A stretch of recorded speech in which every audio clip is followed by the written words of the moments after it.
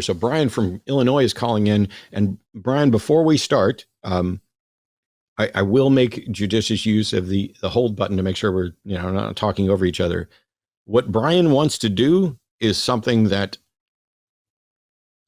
a bunch of people are just going to find absolutely offensive. So just saying at the outset, Brian is calling in to justify slavery in the Bible. So Brian, you're on with Seth and Matt. Hello. Can you hear me? Yes. Perfect. All right. So what we need to do, for one thing, is to start to justify slavery. We need to understand what slavery is, correct? So in your mind, what is slavery? Owning another human being as property. Okay. So like right off the bat, we have two problems, like ownership and property are two social constructs, correct? So we need to get to like the basis of what slavery is, correct? So for example, we would have both agree, or all three of us would agree, that slavery is actually the control of another human being. No, we wouldn't. What do you mean? We wouldn't. You asked for my definition of slavery. I gave you my definition of slavery. I agree, and I'm not denying that. But I'm saying is like property and ownership are both social constructs that are completely meaningless. Like you can't. No. Social constructs are not meaningless. You know what I mean when I say property, and you know what I mean when I say ownership. There's nothing in this that is remotely I agree with you, but I'm saying stop talking over me, because if you break my zen, you're right. I'm going to yell at you and hang up on you, and you're going to look stupid, and I'm going to look stupid. We don't need to do that. So slavery is the ownership of another person as property. Period. It doesn't matter if property is a social construct and ownership is a social construct. That's what it is. There are plenty of social constructs. Okay. Now, justify owning another person. But my point being is like we can both agree that like it's controlling another human being, right? No, it's not. It isn't. It is a form of control, but there are other forms of control that aren't slavery. Why are you so desperate to? You asked me to define. Oh no, slavery. No, don't worry. Shut up. Yeah, no, we're all good. Shut up. Sorry, I'm not trying to be rude. Shut up. You asked me to define slavery. I defined it. Now you're trying to change the definition so that you can spin it in a different way. If you're going to justify what the Bible says about slavery, you can try to do that. But the Bible says that you can own someone as property. That is what I objected to. Are you going to justify that? Yes. Cool. So the reason that I'm bringing it down to where it's at is there's three phases, if we could say. So the first phase is extra biblical, non-biblical, and then I'll get to biblical, I promise you. But no, you would agree that... Okay, so I'm going to mute you, and I'm going to explain this to you very simply so that I can maintain my zen. No, we are not going to spend time with you going down extra biblical stuff in the hopes that eventually you get to the biblical thing. You called in and said you want to justify slavery in the Bible. You asked what the definition of slavery was. I gave it to you. My definition is consistent with what the Bible advocates. The Bible advocates buying slaves from the heathen that surround you. It advocates that slaves become your property. It has different rules for Hebrew slaves than for non-Hebrew slaves. And that here's what you can do to trick your Jewish slaves, your Hebrew slaves, into becoming slaves forever.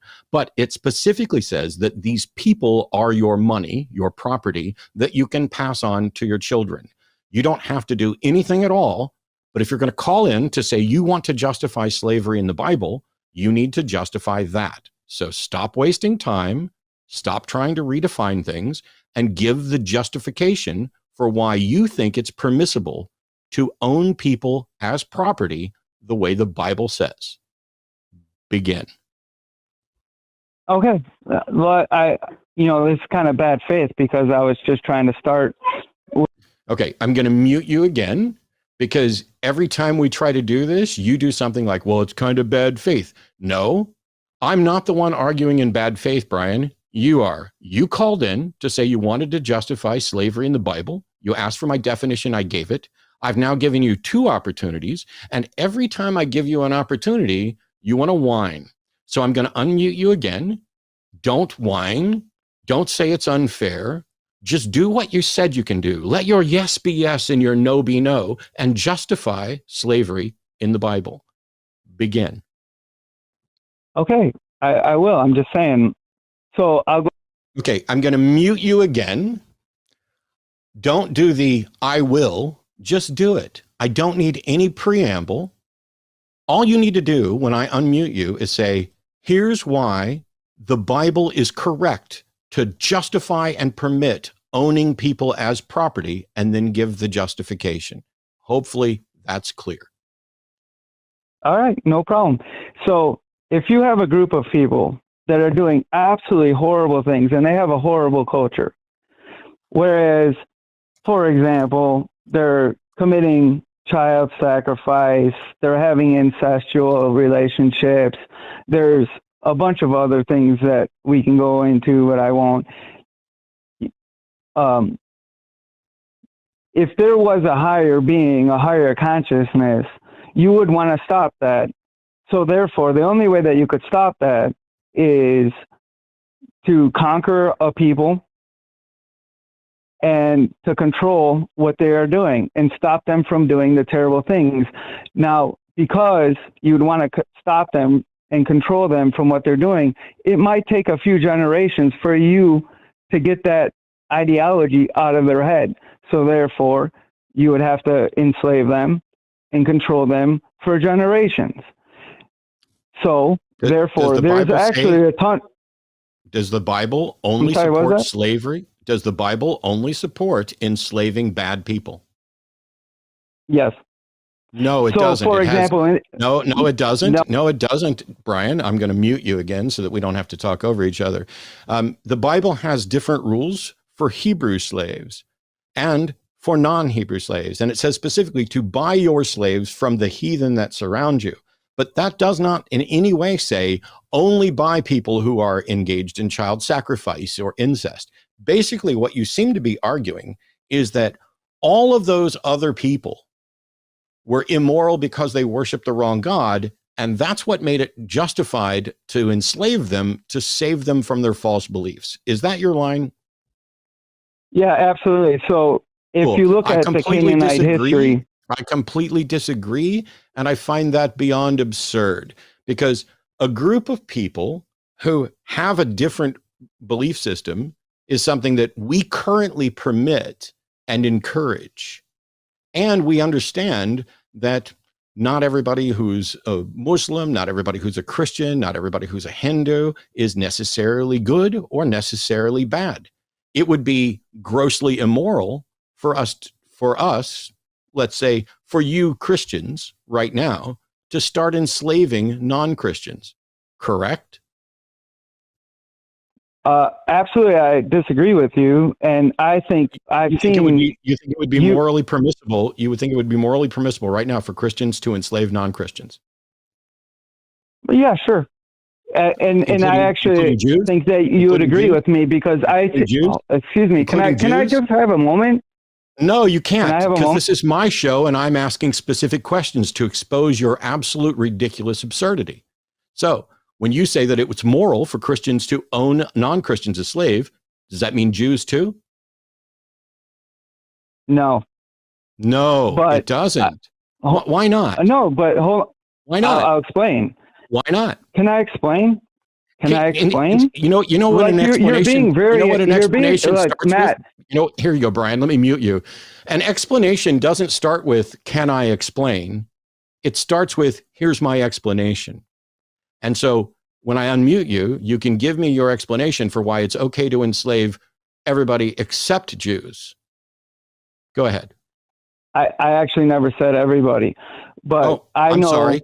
I'm sorry. Let me mute you again. because what you said was that it was morally permissible for Christians to enslave non-Christians.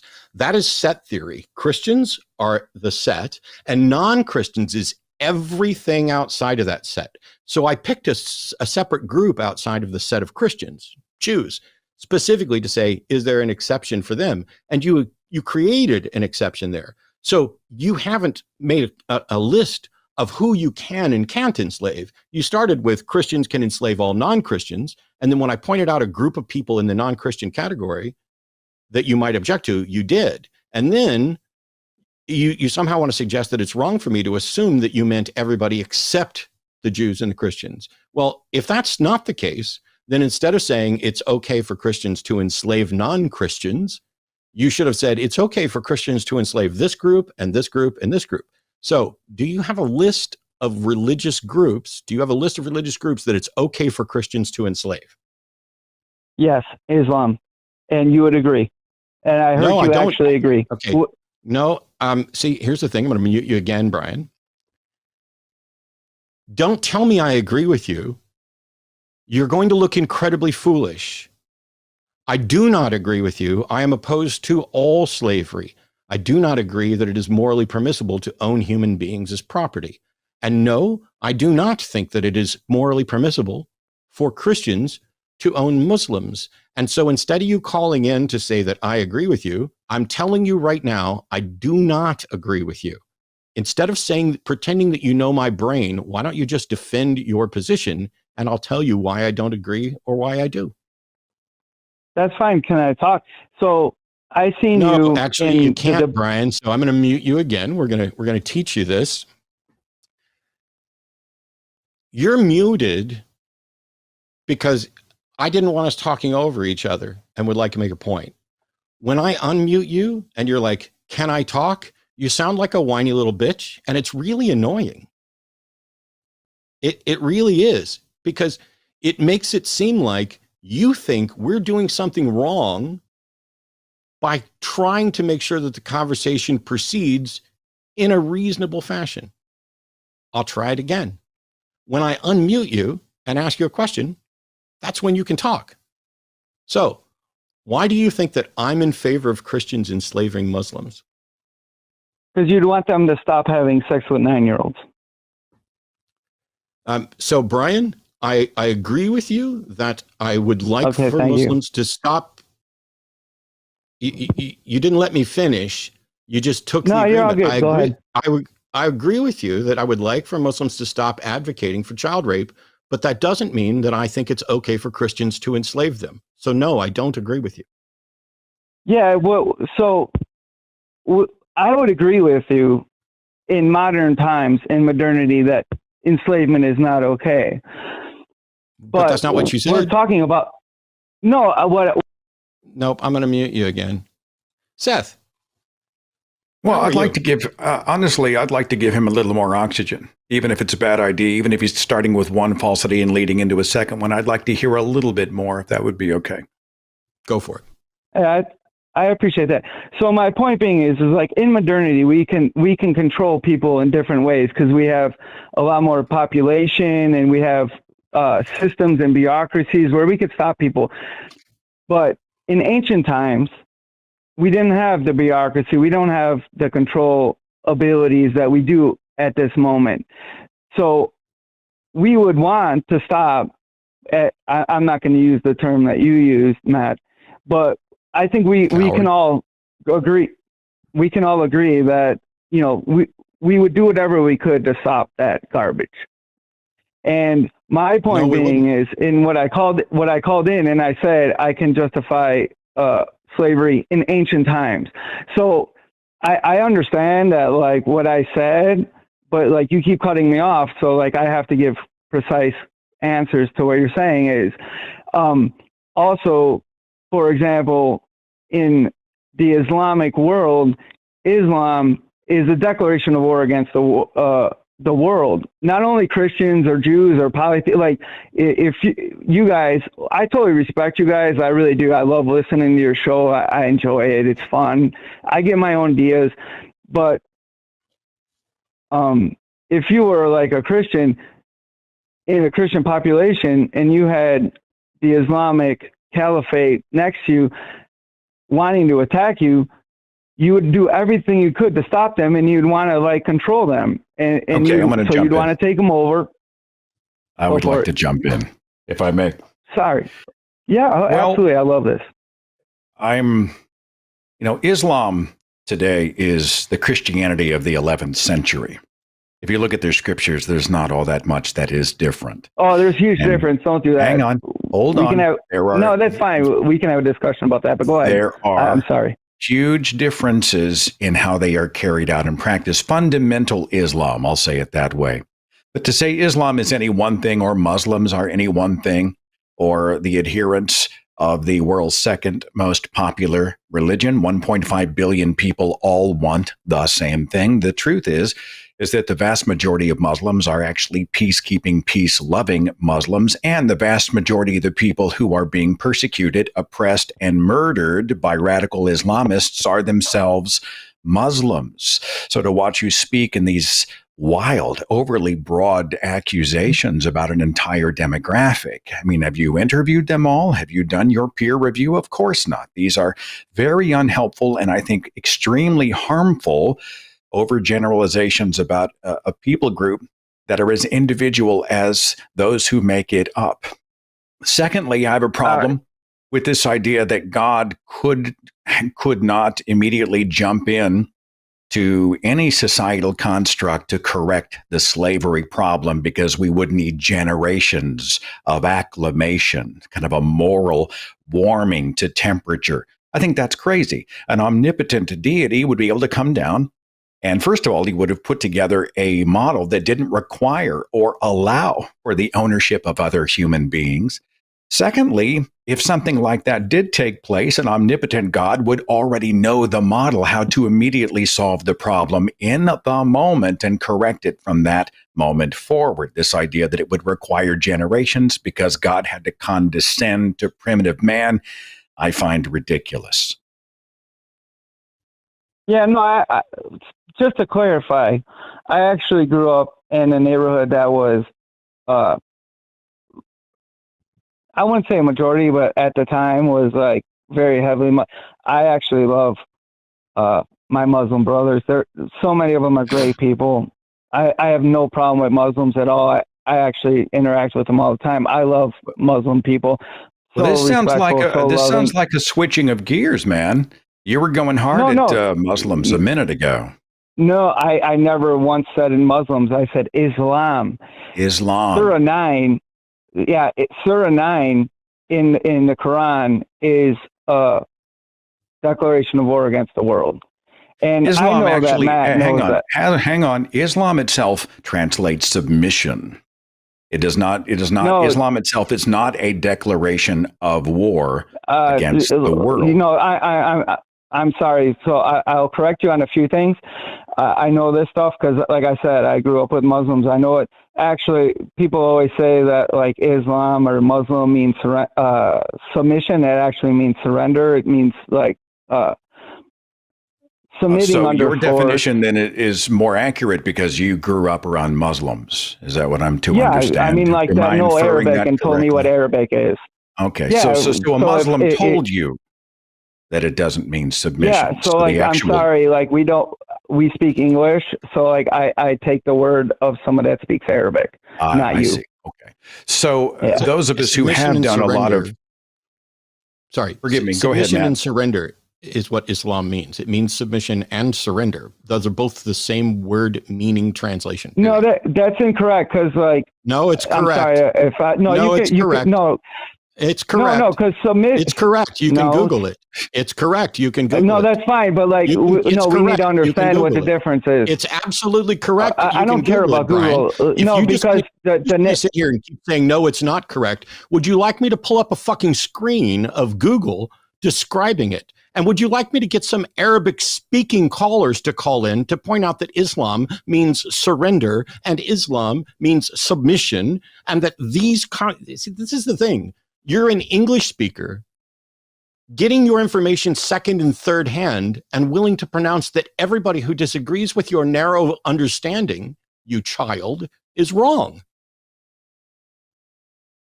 You call me a child, but like I actually Yes. don't get it secondhand. I get it from an actual Arabic speaker.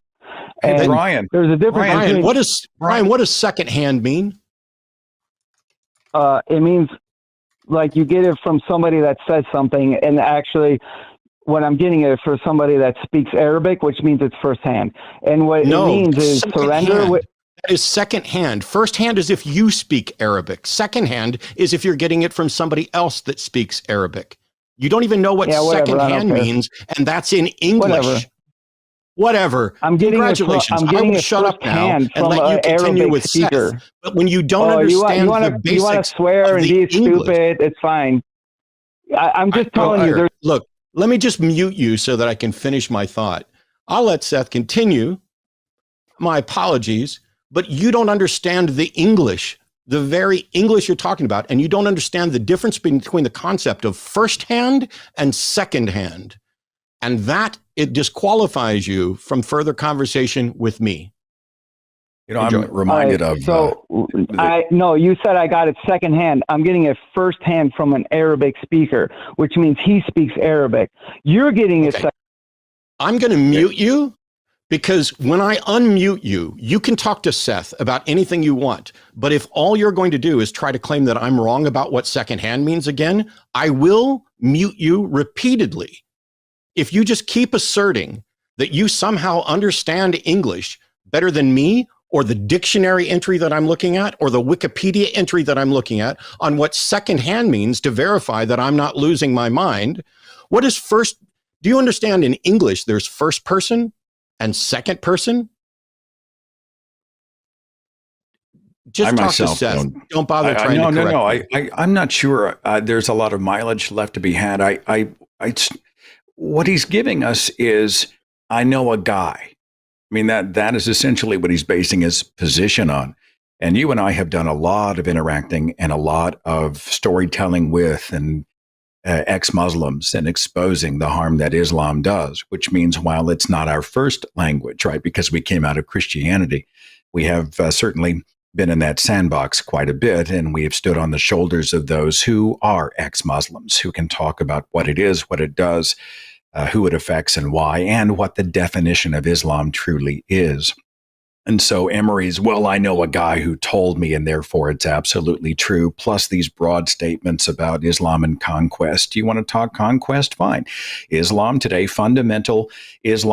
the fundamental Christianity of the 11th century, which was about crusade and conquest and, putting people on the rack until they renounced and accepted God. We see the spread of Christianity throughout the world so often at the end of a sword, by threats, and, under pain of death. And Islam in that way, the Fundi Islam, has not had its enlightenment yet. But to say that Islam is all about conquering the world tells me that you really don't know Muslim. You haven't met Muslim families. You don't see how Muslims in so many cases have mitigated their faith and walked away from the fundamentals, may not even be aware of what's in their Quran. Theirs is a cultural community faith untethered to the hateful, misogynistic, and murderous verses in the Quran. And to say that Islam or Muslim is any one thing, to me, is extremely problematic. I'm going to leave you with one final thought as he remains on mute, if that's okay, Matt, because I don't want to talk to him anymore. No, I don't have him on mute. Oh. I've been respectful. I'm listening. I'd like to have a discussion. You know what I mean? I appreciate the respect. If we go into the book of Deuteronomy, there's a scenario where God allows one of his soldiers to take as a sex slave a kidnapped woman. Verse 10 says, when you go to war against your enemies and the Lord your God delivers them into your hands and you take captives, if you notice among the captives a beautiful woman and are attracted to her, you may take her as your wife. Bring her into your home and have her shave her head, trim her nails, and put aside the clothes she was wearing when captured. After she's lived in your house and mourned her father and mother, which the soldier just killed, by the way, for a full month, you may go to her and be her husband, and she shall be your wife. If you're not pleased with her, let her go wherever she wishes. He's kidnapping the woman whose family he just killed. He's altering her appearance. and he can keep her as his possession unless he decides he doesn't like her anymore, and then he releases her like a stray cat. Now, tell me how this fits into your model where God had to condescend to a society and warm them up to the idea of being more egalitarian and humanitarian. I never said that. I don't believe in egalitarianism, so that's a whole nother subject. You don't believe in equality? You don't believe in equality and equity among human beings? No. All the human brothers No. and sisters on this planet, you're not interested? No, not at all. Let me ask you this then. Who would you subjugate? Who should be superior and who should be inferior in your opinion? Well, that's a false dichotomy, like inferior, superior. That's a false dichotomy. But no, if someone is unequal or unequal, then one would be inferior or superior. There would be a class system. No, you're saying. I'm sorry. Go ahead. No, so like I believe in hierarchy. I don't believe in egalitarianism, but that doesn't mean that people are equal in the sight of God, and as human beings we're equal. So egalitarian is a little different than equality, and like you guys will like try to destroy me over that, but I think there's a hierarchy to life. I see that all over the place. Like I have a boss that's above me. I respect him and I submit to him. I'm good. Hey, I mean, unless you had something else, I can't thesaurus think entry for submit, and the second thing there is surrender. So I just don't have anything left. You know, I mean, I don't get it. I always like to lean on the book, and it's not just because I narrated the audiobook by Dr. Joshua Bowen, the Assyriologist. Did the Old Testament endorse slavery? It did. And while the apologists sometimes, at least Emery was like, well, it was true slavery, but we had to have it. You know, there are some apologists who say, no, it was only debt, slavery, or indentured servitude. And occasionally it was, but there was also chattel slavery where people were property. And if the slave had a spouse, that spouse then became property. And if the slaves had children, those children would become generational property passed down under the authority and rulership of the masters. They could be bought and sold like objects. So this idea that all of this is somehow moral or God had to, I mean, how does an omnipotent God fall to any requirement? Why would God be required or have to do it any way whatsoever? That God could actually make the rules or make a miracle happen or just set the tone immediately without having to jump through all of these generational hoops. I find it's really offensive when you think about it in those terms. So I think you got to, you got the most important question answered, which is that he's not for equality, which shouldn't be surprising at all for someone who's calling in to justify owning slaves. And his entire line of why it's okay to own slaves is these people follow another God. These people are morally bankrupt. They're a threat to all of us. He has this cartoon version of Islam and then expands that. So evidently, when he said it was okay for Christians to own non-Christians, he didn't mean every non-Christian, and he didn't mean Jews, but he meant Muslims, and thought and tried to claim that I was going to agree with him, and that while I am here standing up in opposition to Islam on a regular basis, both with its tenets and its actions, it's weird to want to do this. Well, Islam doesn't mean submission, it means surrender, when they're synonyms. And what it means in Arabic is submission to the will of God, surrender to the will of God. But he wanted to make it as if, it means surrender and it's an open declaration of war on everybody else. So they are the enemy and therefore it's okay to enslave them. Except that it's not okay to enslave your enemies. We have rules about war. Wars. It's ridiculous that we have rules about war, but imagine how much worse it would be if we didn't have rules about war and how much worse it was. But you don't just get to imprison people and make them your slaves. There are certain rules about how you must treat prisoners of war. Even if there was an open war between a Christian conglomerate and a Muslim nation, you don't get to keep them as slaves and make them prisoners of war. And then he was like, well, I agree that that's not the way to do it now, but they didn't have options of diplomacy back in the old days. Okay, but the Bible doesn't say, hey, go therefore and collect the Muslims, because Islam didn't freaking exist. Islam wasn't a thing when this was written. It's just... I think, was I off base? Check me on this when I say that a non-egalitarian system does have superiors and inferiors. Wouldn't Yes. it? Just by definition, you would have those setting the tone, those who had more privilege, those who controlled, set the rules, enforced whatever codes. I just feel like a non-equal society does have those who are considered less than. I don't think that was an overreach. I think he thought so. No. Egalitarianism is the notion that people should be equal and have equal rights and opportunities. And if you're opposed to that, then you are necessarily opposed to equal opportunity, equal rights, and equal status.